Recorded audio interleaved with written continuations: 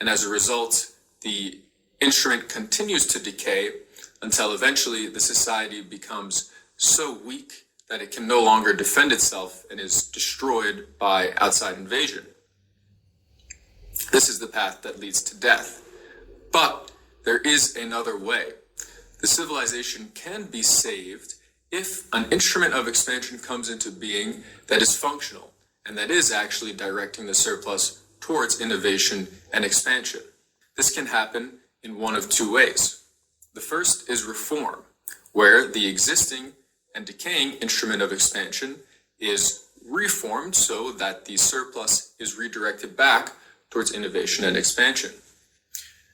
It can also happen through circumvention, where a new instrument of expansion comes into being that routes around the previous instrument of expansion, which continues to decay, and which on its own serves as the basis for a new age of expansion.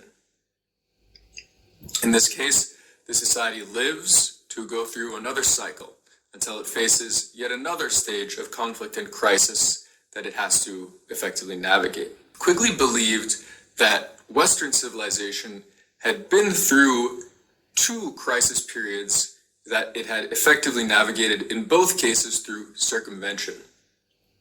The first happened around the 14th century, when the decaying feudal system was circumvented by what he called commercial capitalism, exemplified by merchant families like the Medicis of Florence. The second period of crisis happened around the 18th century, when the decaying system of commercial capitalism was circumvented by industrial capitalism, exemplified in the institutions in England in the Industrial Revolution. Quigley believed that at the time of his writing, around 1960, that the West faced yet another period of crisis, and that it was not yet clear whether there would yet again be a new age of expansion, or whether the vested interests in this case would win out and that the West would ultimately decline and eventually collapse and die. Quigley's theory is interesting not just because it's a useful framework for thinking about the problems that our civilization faces and its overall situation, but also because it's an example of a systematic and scientific approach to the study of social phenomena, which can be applied to other areas to aid us in our understanding of social problems and puzzles that we haven't yet resolved. I'm Zach Larangis. I work at Bismarck Analysis. Thanks for watching, and please subscribe.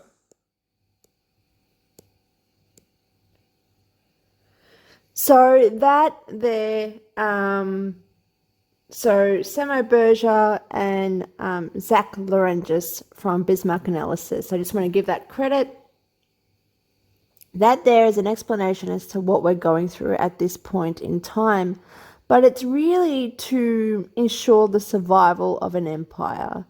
It is not to ensure the survival of a civilization, because empires collapse and another one usually takes its place, and people do die, and there is poverty, and there is, a collapse in the system, but another one is replaces itself. As he said earlier,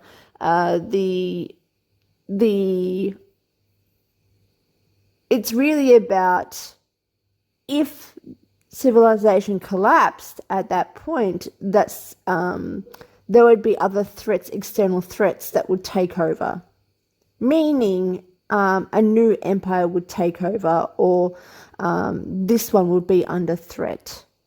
So this empire, to retain and keep control of the global system that they have, are globalizing and have Agenda 2030 to do it.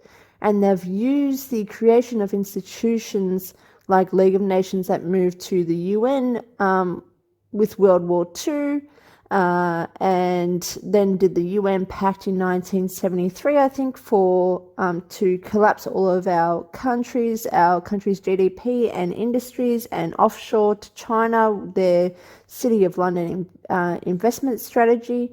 They've done that all to standardize and to ensure the global restructure of the empire will take place. This is what we're talking about here.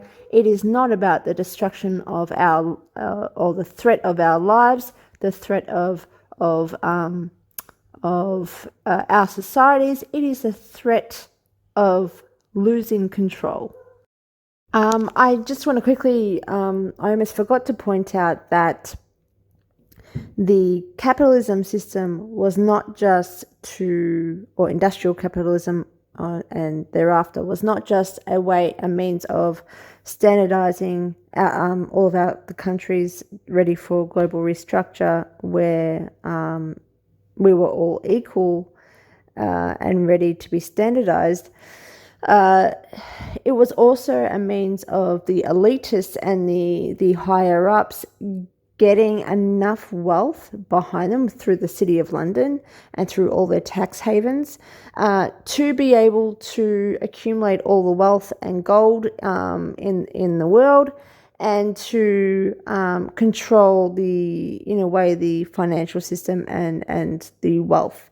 So then if we were to hit a socialist structure or some kind of, more forceful proletariat system, that the elitists or they would be able to retain their power with their wealth, and there would be more of this gap, this poverty gap between the socialist standardized civilizations of the empire of the colonies versus let them eat cake kind of aristocracy that supports the empire. It will almost be like returning back to colonial times in a sense. It's not just about control, it's also about them exploiting as much profit as they have been able to with each and every system. And now that has passed, and this kind of like they've milked it for all it's worth and bled it dry, they're now going to create a new system.